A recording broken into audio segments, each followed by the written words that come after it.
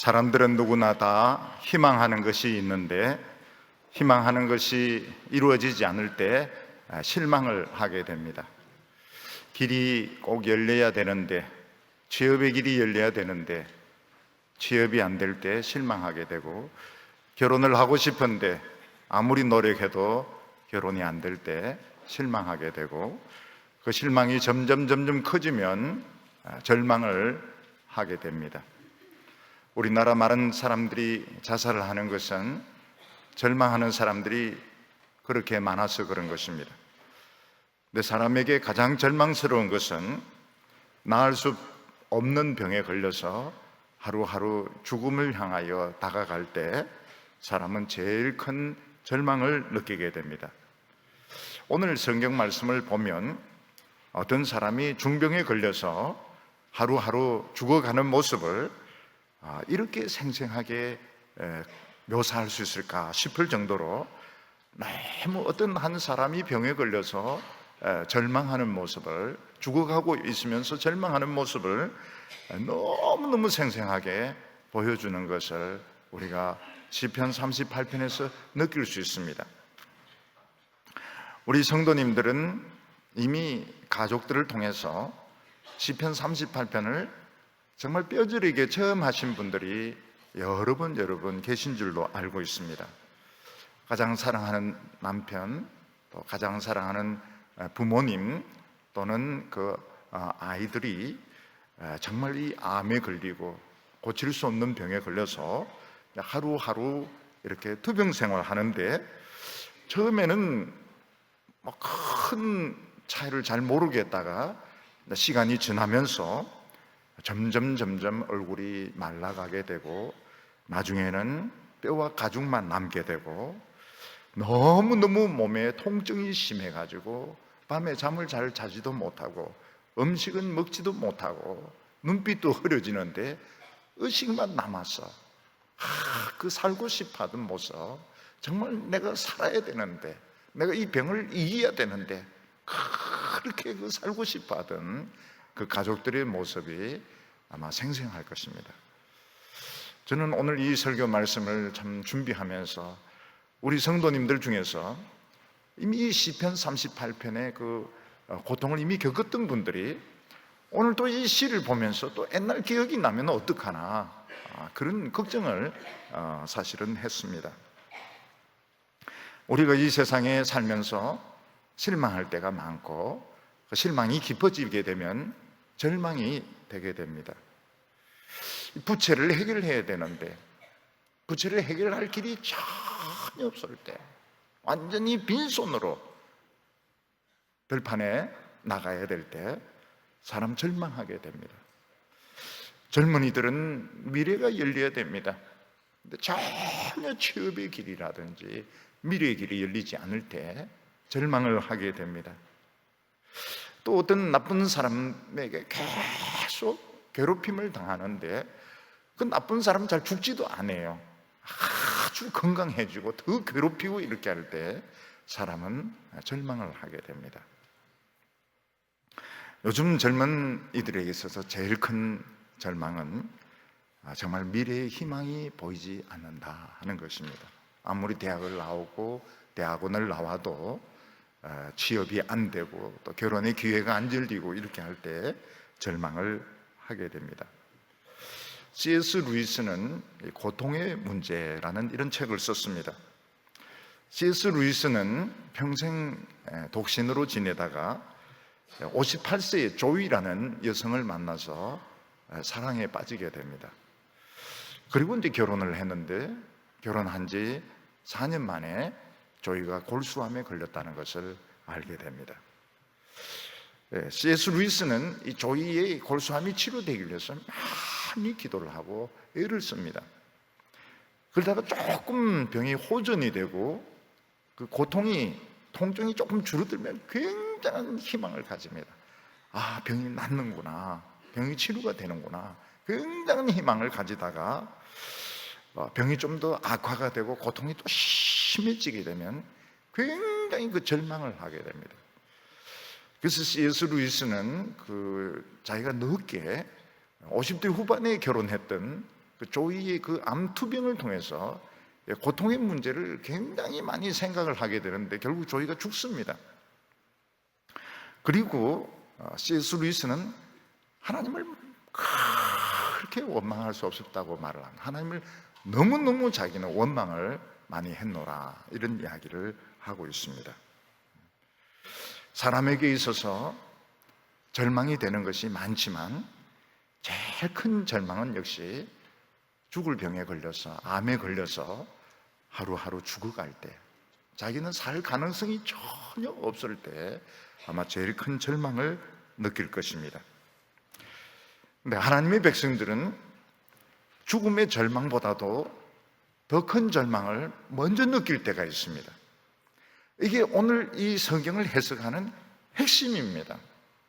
시편 38편을 해석할 수 있는 핵심이 어디 있는가 하면, 우리 크리스찬들은 죽음의 절망을 느끼기 전에 먼저 절망을 느끼는데, 그게 무엇인가 하면 죄의 절망을 먼저 느낀다는 것입니다. 어느 날 하나님께서 우리 마음속에 성령의 빛을 비추실 때에 우리는 내 속에 소망이 없다는 것을 알게 됩니다. 그전에는 세상이 소망이 없는 줄 알았는데 성령께서 내 마음속에 빛을 비추실 때, 말씀으로 빛을 비추실 때 정말 나는 죄 덩어리고 썩었고 철저하게 부패했고 썩은 냄새가 진동하는 소망이 없는 사람이구나 하는 것을 깨닫게 됩니다. 우리 인간들은 하나님께서 성령으로 마음을 비춰주시기 전까지는 자기 자신의 그 문제에 대해서 느끼지 못합니다. 그러다가 바로 죽음의 고통을 겪게 됩니다. 바로 실패의 고통을 겪게 됩니다. 그래서 예수 안 믿는 사람들에게서는 죽음의 고통, 실패의 고통이 최고로 큰 고통인 것입니다. 근데 하나님의 백성들은 놀랍게도 그런 큰 실패를 당하기 전에, 죽음의 고통을 당하기 전에 죄의 고통을 먼저 겪습니다. 사도 바울은 얼마나 자기가 죄의 문제 때문에 괴로워했던지, 오라 나는 공고한 자로다, 누가 이 사망의 몸에서 나를 건져내랴, 그런 고백을 하고 있습니다. 잔 번연 같은 사람은 죄의 문제를 가지고 얼마나 고민을 했던지 자기는 지옥 입구까지 갔고 지옥의 유황불 냄새까지 자기는 맡았다는 이야기를 하고 있습니다. 사람들은 죽음의 고통, 실패의 고통, 그것만 겪고 결국은 망하지만 하나님의 백성들은 그 전에 죄의 고통, 하나님 앞에서 내가 저전 죄인이다 하는 것을 철저하게 느낄 때가 있습니다. 그때는 공부하기도 싫고, 그때는 먹는 것도 싫고, 자기 자신에서 철저하게 절망하고 환멸을 겪을 때 예수님께서 십자가에 못 박히신 것을 보여주시면서 내가 너 죄 때문에 십자가에 못 박혀 죽었다, 너가 지금 고민하는 그것 때문에 내가 옆구리에 창에 찔렸다, 그 말씀을 하실 때에 얼마나 예수님의 십자가가 위대한지 깨닫게 됩니다. 예수 믿는 사람들은 바로 이런 죄의 고통을 한번 겪었기 때문에 그 뒤에 죽음의 고통이 그렇게 고통스럽지 않습니다. 조금 고통스럽긴 하지만 예수 안 믿는 사람만큼 그렇게 절망적이지 않습니다. 그리고 예수 믿는 사람들도 실패합니다. 그러나 예수 안 믿는 사람들이 실패한 것만큼 그렇게 고통스럽지 않습니다. 그래서 오늘 이 시편 38편은 고통의 문제를 다루고 있습니다. 인간의 고통의 문제, 절망의 문제를 다루고 있는데 왜 하나님의 백성들에게는 소망이 있느냐? 미리 이 죄의 고통을 겪어봤기 때문에 사망의 고통도 이기고 실패의 고통도 이기고 희망을 가지게 되는 것입니다. 이 시편 38편을 보면서 우리가 두 가지 의문을 가지게 됩니다. 그 하나가 무엇인가 하면 과연 이 시가 다윗에게 어울리는 시인가 하는 것입니다. 시편 38편 표제를 보면 다윗을 기념하는 시다 이렇게 말하고 있습니다. 우리가 이 다윗을 생각할 때 다윗이 이런 중병에 걸린 적이 있느냐 하는 것입니다. 정말 다윗이 암에 걸려서 죽어간 적이 있느냐? 정말 다윗이 이런 심한 결핵에 걸려서 죽어간 적이 있느냐? 우리가 성경에서는 그런 것을 찾아볼 수가 없습니다. 이 히스기야 같은 사람, 정말 하나님께서 죽는다고 말했던 그 히스기야 같은 사람에게는 이게 해당이 될 수가 있겠고, 또 삼손같이 그 버림을 받았던 그런 사람에게는 해당이 될 수 있겠지만, 과연 이 시편 38편이 다윗에게 어울리는 시인가? 다윗을 기념하는 시라고 했기 때문에 다윗이 직접 쓴 것은 아니고 다윗을 생각하면서 쓴 건데, 과연 이게 다윗에게 적합한 시인가 하는 그런 의문이 들게 되는 겁니다. 나중에 이게 풀리게 됩니다. 이게 왜 다윗에게 기념하는 시라고 했는가, 이게 나중에 풀리게 됩니다. 또 하나는 무엇인가 하면, 우리가 지금까지 본 시들은 대개 다 고통 가운데 하나님께 부르짖으면 하나님께서 응답을 해 주십니다. 나를 위기에서 건져내셨고 사망에서 살리셨고 내 병을 치료하셨으며 원수들을 물리치셨도다. 그런 성리의 말씀들이 그 시의 그 끝부분에 다 나옵니다. 그런데 시편 38편은 그런 응답이 없습니다. 지금 죽어가는 사람을 하나님이 살렸는지 죽도록 내버려 두었는지 거기에 대한 말씀이 없어요. 시편 38편은 그냥 계속 자기가 하나님 나를 버리지 말아주세요, 하나님 나를 멀리하지 말아주세요, 하나님 나를 빨리 도와주세요. 지금 아직 해결이 안 된 겁니다. 시편 38편은 아직 해결이 안 됐어요. 끝까지 가도 해결이 안 된 미완성의 시로 되어 있는 것입니다. 이 두 가지가 우리가 시편 38편을 대하면서 풀어야 되는 숙제입니다. 시편 38편은 과연 다윗에게 어울리는 시인가? 그리고 시편 38편은 하나님께서 도와주셨다, 악에서 건져주셨다, 치료해 주셨다, 왜 이런 응답이 없이 그냥 계속 도와달라고 부르짖는 것으로 끝나는가? 이게 우리가 시편 38편을 보면서 느끼는 의문점인 것입니다. 오늘 첫 번째로 보면 우리 인간에게는 영적인 고통과 육체적인 고통이 있는 것을 알 수가 있습니다. 우리 인간은 전부 아주 예민한 이런 신경을 가지고 있어서 몸에 좀 이상이 있으면 고통을 느끼게 되어 있습니다. 우리 인간의 몸이 고통을 느끼는 것은 좋은 점도 있고 좋지 못한 점도 있습니다. 우리는 몸에 통증을 느껴야 아픈 것을 알 수가 있고 병을 치료받을 수 있습니다. 만약 우리가 아파도 통증을 못 느낀다면, 우리 손이 불에 대어도 우리가 통증을 느끼지 못한다면, 칼에 찔려도 전혀 아프지 않다면 우리 몸은 엉망진창이 될 겁니다. 막 칼로 아무리 찔러도 안 아프니까, 불에 대어도 뜨겁지가 않으니까 우리 몸은 엉망진창이 될 것입니다.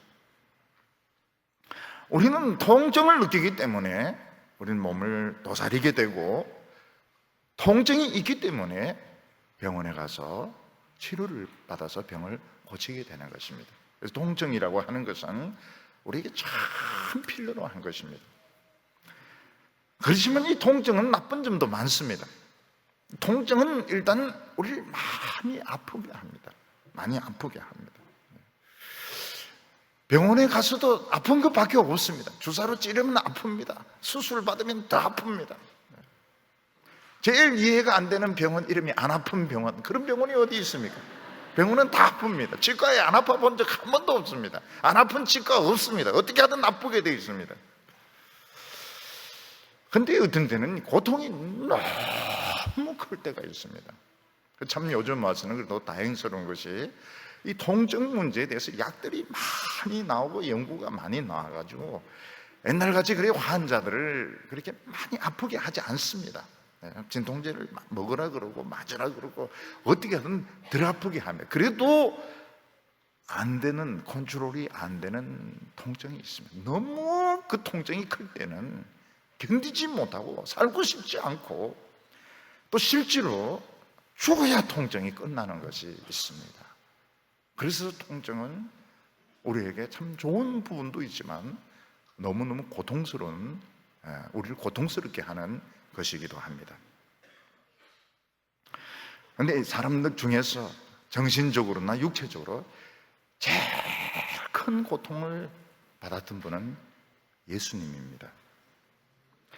예수님은 그 생쌀에 대못을 박아가지고 그 손과 발에 대못을 박아서 나무에 달려서 정말 죽을 때까지 그 고통을 겪어야만 했습니다.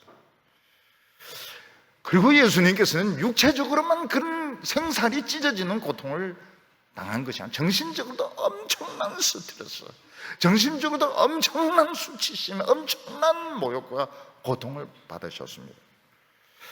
아마 누군가 우리 보고 예수님 같은 고통 당하겠냐 물어보면 그런 고통 당할 수 있는 사람 아무도 없어요. 아무도 그 고통을 원치 않을 것입니다. 그만큼 예수님께서는 정신적으로, 육체적으로 극단적인 고통을 당하셨습니다. 그런데 우리 인간들이 이 세상에서 정말 느껴야 되는데 못 느끼는 고통이 있는데 그게 뭔가 하면 하나님으로부터 멀어진 고통을 우리 인간들은 못 느낍니다. 오늘 말씀 시편 38편 1절과 2절 보면 여호와여 주의 노하심으로 나를 책망하지 마시고 분노로 나를 징계하지 마소서. 주의 화살이 나를 찌르고 주의 손이 나를 심히 누르시나이다. 우리가 이 말씀을 이렇게 보면 누군가가 큰 죄를 짓고 난 뒤에 엄청난 그 양심의 고통으로 괴로워하는 그런 것을 생각하게 됩니다. 다윗은 그 범죄를 저지르고 난 뒤에 굉장한 그 양심의 고통을 받은 적이 있습니다. 오늘 이 사람은 하나님께서 막 치시니까 너무너무 양심도 괴로워하고 육체적으로도 너무너무 고통스러운 이런 그런 고통에 빠지게 됩니다. 이 사람은 하나님이 자신에 대해서 화를 내시고 분노하고 계신다는 것을 알고 있습니다. 하나님께서 이 사람을 때린데 화가 머리 끝까지 나서 때리시는 것입니다. 부모가 애를 때릴 때 화가 나서 때리는 것과 그냥 때리는 것은 틀립니다. 이 사람은 하나님이 자기를 때리는데 화가 머리 끝까지 나서 막 때리시는 거예요. 하나님은 이 사람을 화살로 찔렀습니다. 화살은 한번 찔리면 어떻습니까? 이 빠지지 않습니다. 화살은 빠지지 못하도록 만들어 놨기 때문에 뺄 수가 없습니다. 그냥 화살 계속 박혀 있어야 되는데 너무너무 아픈 겁니다. 그리고 하나님은 그 손으로 그 사람을 막 내리 누르십니다. 손으로 막 누르시니까 찌그러져서 이제는 도저히 숨을 쉴 수 없을 정도로 찌그러지게 된 것입니다. 근데 이 사람이 하나님에 대해서 뭐라고 이야기합니까? 하나님 이제 그만 놓아하세요. 하나님 그만 때리시고 그만 책망하시고 그만 좀 저를 누르시고 좀 저를 구원해 주세요. 이렇게 이야기하는 것입니다. 그럼 죄 지은 사람이 두드리 맞을 때까지 맞아야죠. 잘못을 저지른 사람은 언제까지 맞습니까? 그냥 터질 때까지 터져야 되는 것입니다. 근데 뭐가 잘한 것이 있다고 하나님에게? 하나님 그만 좀 화내세요. 하나님 그만 좀 저를 때리세요. 왜냐하면 그 사람은 하나님의 사랑을 믿고 있기 때문에 지금 너무 아픈 겁니다. 우리가 이 시를 이렇게 보면 이 사람은 지금 육체적인 고통을 겪기 전에 정말 정신적인 고통을 먼저 겪는 것을 알 수가 있습니다. 주의 노하심으로 나를 책망하지 마시고 분노로 나를 징계하지 마소서. 이거는 정신적으로 이 사람이 영적으로 고통을 받는 것이고 주의 화살이 나를 찌르시고 주의 손이 나를 심히 누르시나이다 하는 것은 육체적으로 고통을 받는 것입니다. 하나님의 백성들은 육체적인 큰 고통을 겪기 전에 무엇을 겪습니까? 정신적인 고통을 먼저 겪습니다. 영적인 고통을 먼저 겪습니다. 하나님을 안 믿는 사람들은 자신들이 하나님 앞에 죄인인 것을 모르고 자기가 하나님부터 멀어지고 단절된 것 자체가 그렇게 큰 고통인지 느끼지 못합니다. 그러면 아이들에게, 자라는 아이들에게 최고 큰 고통이 무엇입니까? 부모로부터 격리되는 것이 최고 큰 고통인 것입니다. 어린 아이들, 아직 자라지 못한 소년, 이게 제일 큰 고통은 부모로부터 강제 격리되는 것. 그보다 더 큰 고통이 없습니다. 물론 애들 중에서 기뻐하는 애가 있어요. 격리되는 걸 너무너무 기뻐하는 애들도 있지만 그건 정상적인 것이 아닙니다. 부모로부터 격리되는 거 너무너무 고통스러운 겁니다. 아버지 못 오게 오는 거 그 기쁜 게 아니에요. 사람이 몸에 병 걸려서 죽어가기 전에 인간의 제일 큰 고통은 하나님으로부터 강제 격리가 된 겁니다. 하나님의 그 책망, 하나님의 분노 이런 것을 전혀 느끼지 못하는 것이 인간의 최고로 큰 고통인데 인간은 그것을 알지를 못합니다. 느끼지 못합니다. 근데 하나님의 백성들에게만 있는 것이 무엇인가 하면 죽음의 병에 걸려서 죽기 전에 사회에서 큰 실패, 육체적으로 큰 고통 당하기 전에 영적인 고통을 경험한다는 것입니다. 그게 무엇인가 하면 내가 지금까지 하나님 모르고 내가 똑똑하고 잘난 줄 알았는데 어느 날 성령께서 내 마음에 빛을 비추시고 나서 보니까 내가 썩었고 죄 덩어리고 영원히 저주받아야 될 정말 소망 없는 인간이구나, 이걸 느낄 때가 있습니다. 그때 보면 하나님께서 그런 영적인 번민을 금방 해결해 주시지 않고 하나님께서 그냥 내버려 두시는데 어떤 데는 몇 개월, 어떤 데는 몇 년 동안 화살이 몸에 박혀 있는 것 같아요. 공부를 못합니다. 영적인 번민 때문에. 그리고 하나님께서 나를 막 노르시기 때문에 아무것도 할 수가 없습니다. 다른 사람들은 대학생이라고 해서 미팅도 하고 막 놀러도 다니고 이런데 아무것도 할 수가 없습니다. 하나님이 나를 누르시기 때문에.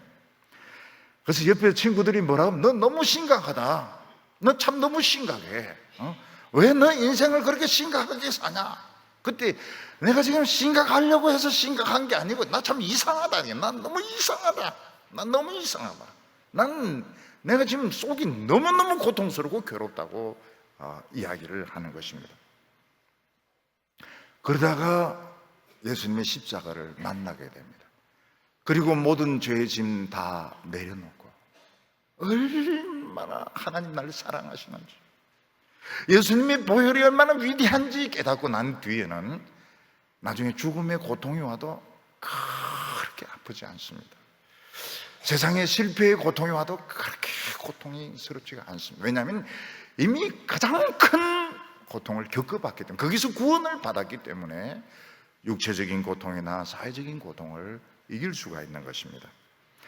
여기 3절에 보면 주의 진노로 인하여 내 살에 성한 곳이 없사오니 나의 죄로 말미암아 내 뼈에 평안함이 없나이다. 지금 이제 이 성도는 지금 점점 영적인 고통이 육체적인 고통으로 지금 넘어가고 있습니다. 주의 진노로 인하여, 이 영적인 문제죠. 근데 몸에 성한 곳이 없습니다.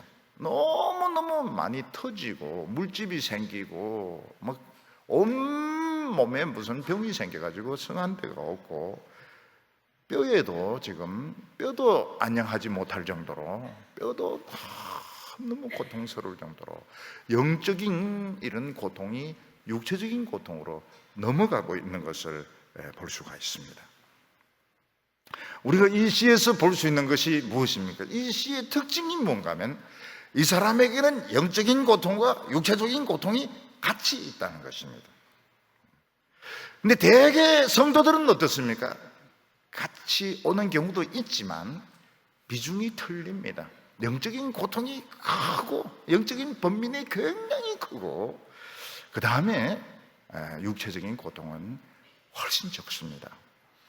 그 이유가 왜 그런가 하면 하나님의 아들 예수 그리스도께서 우리의 고통을 많이 가지고 가셨기 때문에 우리의 짐이 가벼운 겁니다. 우리가 생각하는 것보다도 우리의 육체적인 고통은 가볍습니다. 근데 지금 여기 나오는 이 사람, 다윗을 기념하는 시편 38편의 주인공은 영적인 고통도 극심한데 육체적인 고통도 극심합니다. 육체적인 고통도 극심합니다. 내 몸에 성한 곳이 없습니다. 온 몸에 채찍으로 맞아가지고, 온 몸을 두들겨 맞아가지고 내 몸에 성한 곳이 한 군데도 없고 뼈도 온전치 못하다고 말하고 있습니다. 그렇다면 이 시편 38편은 다윗을 기념하는 시가 아닌 겁니다. 그 당시의 지식으로는 다윗을 이야기할 수밖에 없지만 사실 다윗은 그림자에 불과하고 앞으로 오실 예수 그리스도를 기념하는 시인 것입니다. 그래서 우리가 알 수 있는 것이면 시편 38편에서 예수 그리스도의 영적인 고통과 육체적인 고통이 생생하게 나타나게 되고 그 결과로 우리의 육체적인 고통은 많이 없어지게 돼요. 많이 가벼워지게 되는 것입니다. 우리의 고통의 문제, 우리 마음의 고통의 문제, 육체의 고통의 문제, 죽음의 고통의 문제는 굉장히 그 짐이 가벼워지게 됩니다. 여기 보면 예수님이 뭐라고 말씀하고 있으면 내 살에 성한 곳이 없습니다. 성한 곳이 없습니다. 그 피부 전체가 다 찢어졌습니다. 성한 곳이 없을 정도로 채찍질을 당했습니다. 예수님이 얼마나 심하게 두들겨 맞았는가. 뼈가 부러지지는 않았지만 뼈도 충격을 받아서 참 뼛속까지 이 패인 고통이 왔던, 뼈를 다 쑤시는 것 같은 이런 고통을 받았던 것입니다. 예수님께서 이런 영적인 고통과 육체적인 고통을 극단적으로 다 받으셨기 때문에 우리는 이 육체적인 고통과 영적인 고통을 따로 받습니다. 따로 받습니다. 우리가 처음 예수 믿을 때, 청년의 때에 우리 죄의 문제를 가지고 고민하고 괴로워하고 이렇게 할 때 우리 육체적인 고통은 좀 적습니다. 영적인 고통이 참 크고요. 그리고 나중에 우리가 병들어서 죽어가게 될 때, 또 사회적으로 어떤 큰 어려운 문제를 겪게 되었을 때 우리 그때 고통이 적습니다. 왜냐하면 예수님께서 이 고통을 가져가셨습니다. 많이 가져가셨습니다. 예수님이 뭐라고 말했습니까? 내 짐은 가볍다고 말했습니다. 내 짐은 가볍다고. 너희들이 짊어져야 될 짐은 가볍다고. 너희들이 지금 겪고 있는 고통은 원래 겪어야 될 고통보다 훨씬 적은 고통이라고 그러면서 너무 걱정하지 말라고 말씀하시는 것입니다. 그래서 우리는 먼저 영적인 고통을 겪습니다. 우리가 처음 예수 믿을 때 처음에는 이제 잘 모르고 이제 교회를 다니다가 이제 은혜를 받습니다. 은혜를 받고 또 수련회에서 막 집중적으로 기도하고 이렇게 하면서 참 내가 하나님 앞에 큰 죄인이었구나. 하나님의 그 심판에 막 두려워 떱니다. 두려워 떱니다. 그때 우리 가슴이 굉장히 답답해요. 우리 굉장히 자기 자신에 대해서 참 절망을 하게 됩니다. 그리고 십자가가 붙답니다. 십자가 외에는 길이 없습니다. 그리고 나니까 어떻습니까? 세상 절망이 그렇게 심각하지 않아요. 세상 일이 쉬운 건 아니지만 절망은 아닙니다. 병도 아픕니다. 병도 아프지만 절망하지는 않습니다. 왜냐하면 예수님이 내 많은 고통을 가져가셨기 때문에 우리의 고통과 우리의 짐은 가벼운 것입니다. 오늘 여기 두 번째로 보면 인간의 그 죄의 본성에 대해서 말씀하고 있습니다. 우리는 먼저 우리 예수 믿는 사람들은 영적인 고통, spiritual pain, 영적인 고통을 우리가 느끼게 되는데 그때 우리 자신은 소망이 없다는 것을 알게 됩니다. 4절과 5절 보면 내 죄악이 내 머리에 넘쳐서 무거운 짐 같으니 내가 감당할 수 없나이다. 내 상처가 썩어 악취가 나오니 내가 우매한 까닭이로소이다. 처음에 우리는 이 세상에 살면서 대학교에 입학하는 문제, 성적의 문제, 취직의 문제, 친구 사귀는 문제, 돈 버는 문제, 그런 문제들이 심각하다고 생각했습니다. 어느 날 하나님의 말씀을 듣고 하나님께서 내 눈을 열어주셨을 때 우리 자신의 문제를 보게 됩니다. 우리는 자신의 죄가 밑에서부터 차올라 오는데 발목이나 무릎 정도까지 죄가 올 줄 알았는데 이게 허리, 가슴, 머리까지 넘쳐버리는 것입니다. 내 속에 있는 죄가 넘쳐버렸습니다. 넘쳐버렸다는 것은 컨트롤을 할 수가 없다는 거예요. 여러분, 뭐든지 감정이 넘쳐버렸다, 물이 넘쳐버렸다, 이거는 주워 담을 수가 없고 이 컨트롤이 되지 않고, 이 다른 말로 표현하면 이거는 미친 것이고, 이거는 광기고, 이거는 통제할 수 없는 것입니다.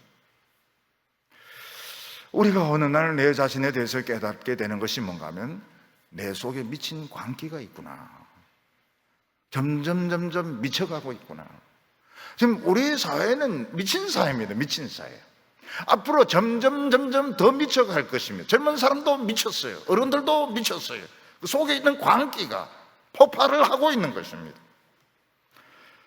그런데 이것만, 죄만 넘치는 것이 아니고 썩은 냄새까지 납니다. 여기 보면 내 상처가 썩어 악취가 나오니 내가 우매한 까닭이로다. 이 죄는 아주 그 썩은 냄새를 피우는데 그 썩은 냄새로 오장육부가 다 뒤집어지게 됩니다. 온 세상이 다 썩은 냄새로 진동을 하게 됩니다. 그런데 우매해서 그 냄새를 맡지 못했다고 고백을 하고 있습니다. 이게 뭔가 하면 우리 모든 인간의 본성입니다. 겉으로 보기엔 극히 정상적입니다. 얌전합니다. 모범생입니다. 속에는 광기가 있습니다. 하수구가 있어서 썩은 냄새가 진동을 하고 있는데 본인도 모르고 부모도 모르고 사실 아무도 모르는 겁니다. 왜냐하면 우매해서 이 썩은 냄새를 맡지를 못하는 겁니다. 우리가 아무것도 모를 때는 수양을 쌓으면 우리가 더 훌륭하고 완전한 사람이 될 수 있을 거라고 생각합니다. 좀 지나고 나서 무엇을 깨닫게 됩니까? 내 속에 있는 죄는 컨트롤을 할 수가 없다 하는 걸 알게 됩니다. 특히 술 마시고 한 번씩 개판치고 나면 어떻습니까? 굉장히 그 회의가, 자기 자신에서 회의가 막 밀려오게 됩니다. 회의가 오게 돼요. 우리 인간들은 우매해서 좀 좋은 학교 다니고 좀 좋은 직장 다니고 좀 외모가 좀 잘생기면 좀 썩은 냄새가 안 나는 줄로 알고 있어요. 안 미친 줄로, 그게 더 미친 인간들입니다. 더 미친 인간들이에요. 잘생긴 게 더 미쳤어요. 더 썩은 냄새가 나는 겁니다. 6절과 7절 보면 내가 아프고 심히 구부러졌으며 종일토록 슬픔 중에 다니나이다. 내 허리에 열기가 가득하고 내 살에 성한 곳이 없나이다. 이 사람이 비로소 깨달은 것, 내가 굉장히 많이 아프다는 겁니다. 많이 아프다는 겁니다. 너무 아파서 허리를 세울 수가 없습니다. 난 많이 아프다고요. 나는 많이 아프다고. 누가 묻습니다. 당신 좀 어떻습니까? 난 많이 아픕니다.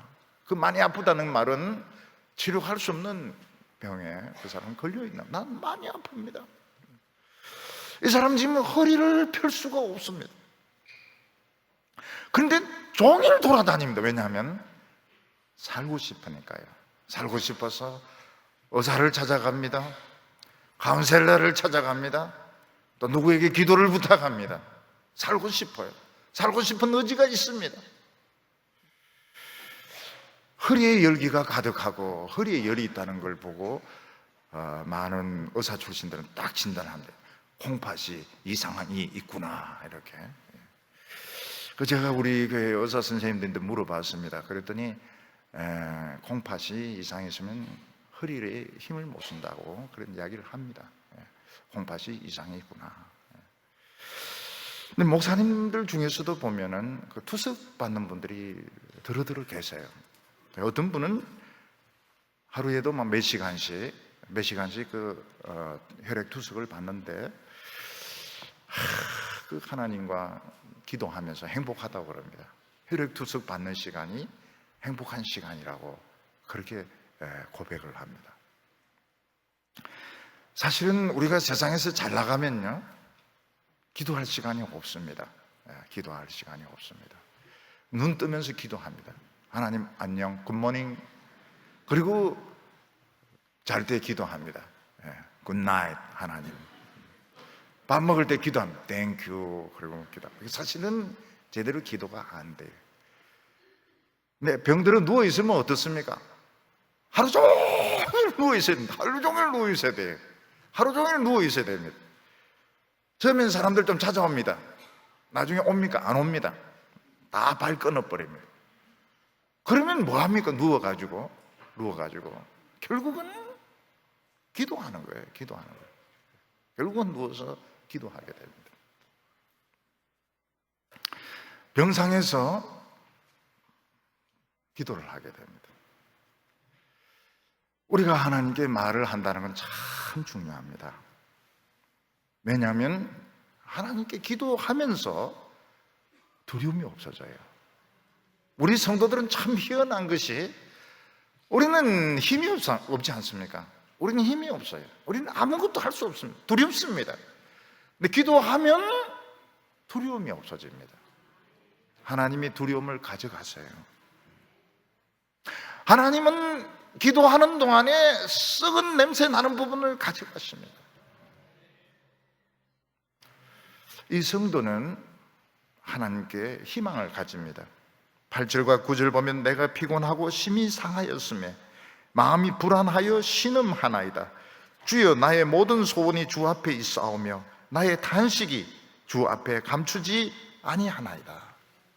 이분이 무슨 이야기? 내 영혼이 너무 지쳤다고 이야기합니다. 너무 지쳐 있어서 지금 새로운 힘을 낼 수가 없습니다.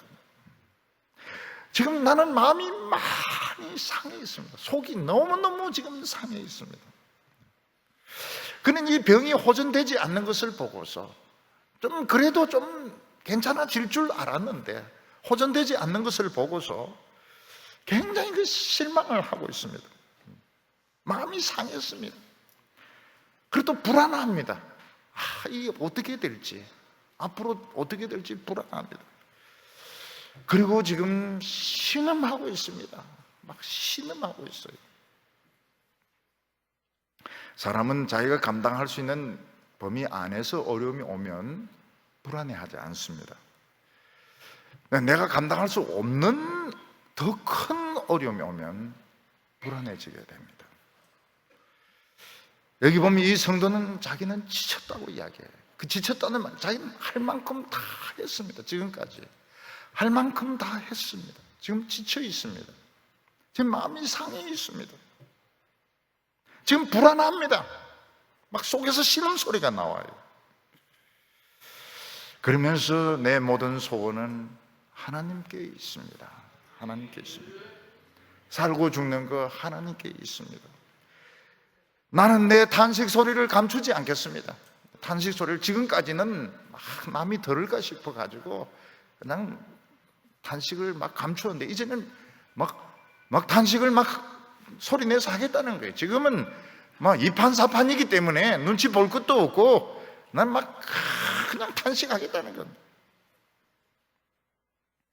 근데 이 사람에게는 시간이 얼마 남아있지 않습니다. 10절에 보면 내 심장이 뛰고 내 기력이 쇠하여 내 눈빛도 나를 떠났나이다. 심장이 뛰는 건 좋은 거 아닙니까? 정상적으로 뛰는 게 아닙니다. 정상적으로 뛰는 게 아니에요. 심한 부정맥입니다. 심한 부정맥. 이 사람 지금 심장이 굉장히 지금 일레귤러하게 지금 뛰는데 숨 쉬는 것이 점점 힘들어지고 있어요. 기력이 지금 힘이 없습니다. 힘이 하나도 없습니다. 기력이 떨어질 때 제일 힘든 게 뭡니까? 말하는 게 힘들어요. 말하는 게 너무너무 힘듭니다. 몸을 세울 수가 없어요. 몸을 세울 수가 없고 말하는 게 너무 힘들고 눈빛도 벌써 눈빛도 흐릿합니다. 근데 무엇이 남아있습니까? 의식은 남아있습니다. 의식은 남아있어요. 의식이 뭘 이야기하고 있습니까? 살고 싶다예요. 난 살고 싶다. 그리고 끝까지 나는 하나님을 의지하겠다. 참 겉으로 보기에는 이분은 산 쪽보다는 죽은 쪽에 더 가깝습니다. 숨 쉬는 것도 지금 고르지 못. 요즘으로 치면은 다른 기계의 도움을 받는지도 모르겠어요. 기력이 없습니다. 일어나지도 못합니다. 불러도 대답도 잘 못합니다. 눈도 잘 못 뜹니다. 눈 좀 떠봐라 그래도 눈도 잘 못 떠요. 근데 놀라운 것은 의식은 있습니다. 근데 의식이 딴 거 생각하는 그냥 하나님만 붙잡고 있습니다. 하나님만 마지막 순간까지 무전기 지금 안 놓고 있는 거예요. 지금 무전기 안 놓고 있는 겁니다. 이분이 경찰이고 군인이라면 지금 막 부상을 많이 입었습니다. 중상을 입었습니다. 근데 무전기를 지금 안 놓고 있는 거예요. 무전기를 안 놓고 계속 본부에 대놓고 내 살고 싶다고, 나는 하나님을 기다리고 있다. 지금도 나는 하나님을 기다리고 있다고. 지금 막 불대같이 지금 막 쳐들어오고 있습니다. 피도 많이 흘렸습니다. 눈도 못 뜹니다. 그런데 무전기를 안 놓고 나는 하나님을 지금 의지하고 있고 하나님을 기다리고 있다고 계속 이야기를 하고 있는 겁니다. 우리가 이 끝까지 하나님을 의지한다는 건 굉장히 중요한 것입니다. 굉장히 중요한 것. 예수님은 어떻게 하셨어요? 그 마지막 그 극한적인 고통 가운데도 하나님을 의지합니다. 내 영혼을 아버지 손에 부탁합니다. 우리가 알아야 될 것이 무엇인가? 우리가 이 세상에서 많은 고통 당하고 절망하지만 사실은 예수님이 다 가져가셨어요. 다 가져가셨고 우리의 짐은 가볍습니다. 우리의 고통은 생각보다 가볍습니다. 그리고 희망이 있습니다. 무슨 희망이 있습니까? 우리 모릅니다. 우리 몰라요. 그렇지만 하나님은 희망이 있습니다. 오늘 여기 세 번째로 보면 하나님을 모르는 사람들에 대해서 이야기를 하고 있습니다. 이 세상에는 하나님을 모르는 사람들이 너무 많습니다. 근데 이 사람들은 그렇게 예수 잘 믿는 사람들, 그렇게 하나님을 잘 믿는 사람들이 병으로 돌아가시는 것을 보고서 조롱을 합니다. 아니 예수 믿는 게 무슨 소용이 있어? 그렇게 열심히 기도하고 그렇게 충성하고 그렇게 하나님을 사랑하는데도 병에 걸려서 죽는데 하나님 무슨 소용이 있느냐? 예수 믿는 것이 무슨 소용이 있느냐? 그렇게 조롱을 합니다. 근데 성경은 뭐라고 말하고 있습니까? 죽음이 끝이 아니라고 말하고 있습니다. 예수님께서는 딸이 죽은 그 회당장 야이로에게 뭐라고 이야기합니까? 두려워하지 말고 믿기만 하라. 죽었는데 뭘 또 믿어야 됩니까? 지금 다 끝났는데 또 뭘 믿어야 됩니까? 예수님은 죽음의 문제를, 죽음의 고통을 해결하기 위해서 오신 분이십니다. 두려워하지 말고. 예수님은 전문가입니다. 예수님은 의사입니다. 두려워하지 말고 믿기만 하라고. 11절과 12절 보면 내가 사랑하는 자와 내 친구들이 나의 상처를 멀리하고 내 친척들도 멀리 섰나이다. 내 생명을 찾는 자가 올무를 놓고 나를 해하려 하는 자가 괴악한 일을 말하여 종일토록 음모를 꾸미오나. 내 사랑하는 자와 내 친구들이 내 상처를 멀리하고, 사실은 멀리할 수밖에 없어요. 도와주는데 한계가 있습니다. 우리 친구들, 우리 가족이라 하더라도 여기 내라고 하는 사람, 병에 걸린 사람인데 도와주는데 한계가 있어요. 뭐 멀리 하고 싶어서 멀리 하는 것이 아니고 도와주는데 인간으로는 한계가 있습니다. 근데 여기 보면 딱 한 발짝 뛰는데 그게 뭔가 하면 내 생명을 찾는 자 올무를 놓아가지고 나를 죽이려고 한다는 겁니다. 이거는 누구를 말합니까? 이거는 예수님을 말하는 겁니다. 그래서 여기서 성도들 이야기와 예수님 이야기가 같이 뒤섞여서 나오고 있습니다.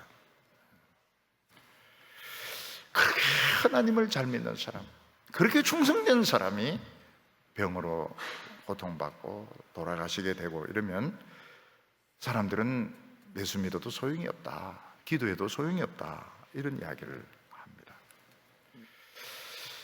근데 하나님께서는 뭐라고 말씀하고, 성도들이 병에 걸리거나 돌아가신 것은 진노의 심판이 아닙니다. 이건 하나님이 우리를 부르시는 그냥 과정인 겁니다. 교통사고로 돌아가실 수도 있고 병으로 돌아가실 수도 있고, 근데 하나님이 부르시는 과정입니다. 우리 눈에는 안 보이지만 하나님의 천사가 와서 데려갈 때에 나팔 소리 납니다. 나팔 소리 나면서 천국에서 막 환영을 하면서 그러면서 영접하게 되는 것입니다. 근데 안 믿는 사람들은 그런 게 하나도 안 보입니다. 천사도 안 보이고 나팔 소리도 안 들리고 그렇기 때문에 예수 믿어도 소용이 없네, 이런 이야기를 하는데 그건 못 봐서 그런 것입니다. 여기서 보면 음모를 꾸며가지고 죽이려고 하는 이야기가 나오는데 그분이 바로 예수님입니다. 예수님은 죽으려고 해도 죽을 수 없는 분이십니다. 예수님은 죄를 지은 적이 없습니다. 어느 누구와도 원수가 된 적이 없습니다. 그런데 예수님께서는 그들의 그 음모에 걸려드십니다. 왜냐하면 그래야 우리가 이 고통에서부터 벗어날 수 있기 때문에. 예수님은 우리를 위해서 그 음모에 걸려드셨습니다. 13절과 14절에 보면 나는 못 듣는 자같이 듣지 아니하고 말 못하는 자같이 입을 열지 아니하오니 나는 듣지 못하는 자 같아서 내 입에는 반박할 말이 없나이다. 예수님은 죽을 만한 죄를 지은 적이 없습니다. 그러나 대제사장과 서기관들이 거짓 증인을 세워서 예수님의 죄를 막 이야기할 때 예수님은 아무 말씀도 하지 아니하셨습니다. 말 못하는 자같이, 예수님은 말 못하는 자같이, 듣지 못하는 자같이 아무 말도 반박을 하지 아니하셨습니다. 그 이유는 우리를 대신해서 죽어야 되기 때문에 그렇게 한 겁니다. 그러나 예수님은 부끄러웠습니다. 예수님은 부끄러웠습니다. 예수님은 수치스러웠습니다. 예수님 너무너무 창피할 수도 있었습니다. 그렇지만 예수님은 그것을 참으셨습니다. 그 수치와 모욕을 참으셨습니다. 그 거짓말을 견디내셨습니다. 15절과 16절 보면 여호와여 내가 주를 바라사오니 내 주 하나님이 내게 응답하시리이다. 내가 말하기를 두렵건대 그들이 나 때문에 기뻐하며 내가 실족할 때에 나를 행하여 스스로 교만할까 하나이다. 이건 우리 이야기로 또 돌아오게 됩니다. 우리가 하나님을 믿는다 하면서도 우리도 인간이기 때문에 교만해서 죄에 빠질 때가 있습니다. 그래서 하나님은 그 전에 연단을 많이 시키십니다. 우리 성도님들 중에서 제일 좋은 게 뭔가 하면 젊었을 때 유명해지기 전에 연단을 많이 받는 것이 좋습니다. 연단을 정말 많이 받는 것이 좋아요. 그리고 너무 유명하거나 너무 높아지지 않는 것이 좋습니다. 오늘 가만히 들으니까 무슨 생각, 그러면 내보고 망해라는 소리네. 또 어떤 자매는 그럼 요대로 살아란 말이지. 그러고 싶지 않은데 우리는 연단은 안 받고 싶고 유명해지고 싶고 성공하고 싶은데 그거 굉장히 위험합니다. 그래서 지금 청년의 시절에 고생을 많이 하는 것이 좋아요. 지금 청년의 시절에 지금 너무 유산 많이 받아가지고 막 하루에 막 1,000만 원씩 쓰고 이런 미친 사람 없겠지만은 그 지옥행입니다. 지옥행. 그거 없어야 돼. 유산 같은 것도 없어야 되고 용돈도 없어야 되고 그냥 죽으라고 알바하고 연단 많이 받는 것이 좋은 것입니다. 그리고 유명해지고 높아진 걸 굉장히 두려워해야 됩니다. 굉장히 두려워해야 됩니다. 두려운 겁니다. 거기서 떨어지면 어떻게 됩니까? 연단도 안 받고 높은 자리에 올라갔다가 떨어지면 어떻게 됩니까? 자기도 너무 아픕니다. 너무 아파요. 1층에서 떨어지는 거하고 100층에서 떨어지는 거하고 어느 게 아프겠습니까? 100층에서 떨어지는 게 아픕니다. 정말 온 세상이 다 압니다. 온 세상이. 1층에서 그냥 떨어지면 신문에도 안 나와요. 방송도 안 나오고요. 왜냐면 그게 고국이기 때문에. 근데 100층에서 떨어지면 어떻게 됩니까? 막 신문에서 막 나옵니다. 신문에서 막 나와요. 기독교 전체가 썩었다고 하면서 막 떠들어대기 시작합니다. 하나님의 이름이 욕을 먹습니다. 그리고 너무 많은 사람들이 기독교를 떠납니다. 기독교를 떠나요. 그래서 제가 이렇게 보기엔 우리나라 그 김수환 추기경 그 한 분이 참 모범적으로 살면서 한 50만 명 전도 효과가 있었습니다. 50만 명 천주교에 그 한 명이.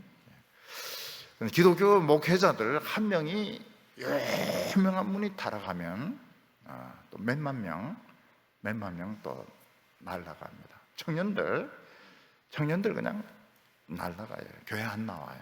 그런 걸 보면서 교회 안 나옵니다. 얼마나 많은 소자들을 실족시키는지 모릅니다. 여기 보면 그들이 하나님의 종들을 미워하는 이유가 선을 따르기 때문이라고 말하고 있습니다. 19절과 20절 보면 내 원수가 활발하며 강하고 부당하게 나를 미워하는 자가 많으며 또 악으로 선을 대신하는 자들이 내가 선을 따른다는 것 때문에 나를 대적하나이다. 하나님의 백성들은 빛의 자녀이기 때문에 죄를 감출 수가 없습니다. 우리가 어디서 무슨 짓을 하든지 알게 되어 있습니다. 왜냐하면 빛의 자녀들이기 때문에. 그래서 처음부터 무엇을 배워야 되는가 하면 우리의 죄는 감출 수가 없다는 겁니다. 아무리 엄밀한 곳에서 쏙닥 해도 다 알게 되어 있습니다. 빛의 자녀이기 때문에 다 드러나게 되어 있습니다. 죄를 지었을 수도 있습니다. 인간이 죄를 지었을 수도 있습니다. 그러면 어떻게 됩니까? 감추려고 하면 안 됩니다. 감추려고 하면 안 되고 하나님 앞에 자백하고 자신을 낮춰야 됩니다. 자신을 완전히 낮춰야 됩니다. 바닥으로 내려가야 됩니다. 그러면 하나님께서 미쁘고 의로우사 우리 모든 죄를 사하시고 불의에서 우리를 깨끗게 한다고 말씀하셨습니다. 오늘 이 성경에 보면 그 고통당하시던 남편, 고통당하시던 부모님 생각이 아마 날 겁니다. 너무너무 참 병 때문에 마르시고 괴로워하시던 그 모습들. 그렇지만 예수님은 100배 1000배로 먼저 고통받으셨고 사실은 그런 가운데서 하나님께서 천사를 통해서 지켜주셨다는 것을 믿으시기를 바랍니다. 우리는 예수님이 먼저 고통받으신 것이 다행입니다. 예수님이 먼저 고통당하셨기 때문에 우리의 짐은 가볍습니다. 우리의 고통도 가볍습니다. 사도 바울은 뭐라고 말했습니까? 감당치 못할 시험은 안 준다고 말씀하셨습니다. 그래서 고통에 두려워하지 마시기 바랍니다. 얼마든지 감당할 수 있습니다. 미래의 일도 감당할 수 있습니다. 오늘 우리 십자가 붙들고 다시 한번 승리하며 큰 부흥의 역사로 이 고통과 죄를 이기는 성도들 다 되시기를 바랍니다. 기도드리겠습니다. 거룩하신 하나님 아버지, 고통 가운데 우리를 부르시며 오늘도 위로하시는 하나님 아버지, 우리는 두려운 것이 많습니다. 우리는 지쳤습니다. 우리는 미래가 불안합니다. 예수님께서는 너희 짐은 가볍다고 말씀하셨습니다. 주여, 저희들 우리 짐이 다 가벼워지게 하여 주시고 우리의 고통들이 가벼워지게 하여 주시고 오늘 하나님을 끝까지 의지하게 하여 주옵소서. 기도하는 가운데 응답받게 하여 주시고 위로받게 하여 주시고 치료받게 하여 주시옵소서. 예수님의 이름으로 기도하옵나이다.